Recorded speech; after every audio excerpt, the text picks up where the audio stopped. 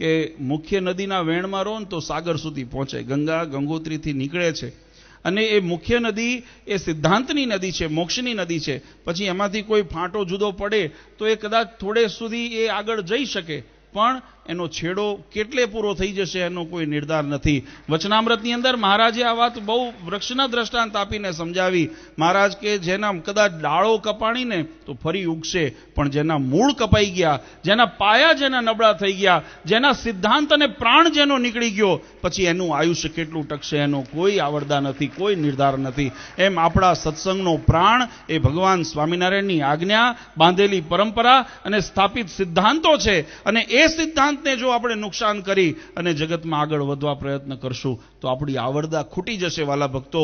અને સિદ્ધાંતને જો વળગી રહીશું તો આજે 250 વર્ષ સંપ્રદાયને થયા અને બીજા હજારો વર્ષો આ સંપ્રદાયને વીતશે, પણ એને ઊણી આંચ નહીં આવે એમાં જરાય શંકાને સ્થાન નથી. આપણું કર્તવ્ય કેવળ આપણું મોક્ષને કલ્યાણ સિદ્ધ કરવાનું છે એમ ન માનશો. આપણું કર્તવ્ય આપણા ભાવિ જે ધરોહર છે, આપણા પછીની જે પેઢી છે, એને આ સત્સંગની, આ સંસ્કૃતિની, આ સંપ્રદાયની અને આપણા સિદ્ધાંતોની અને આપણી જે ઉજ્જવળ પરંપરા છે એની ધરોહર આપવાની આપણી જવાબદારી છે. માટે એના રક્ષક થઈને કામ કરજો, એના ભક્ષક ન થશો.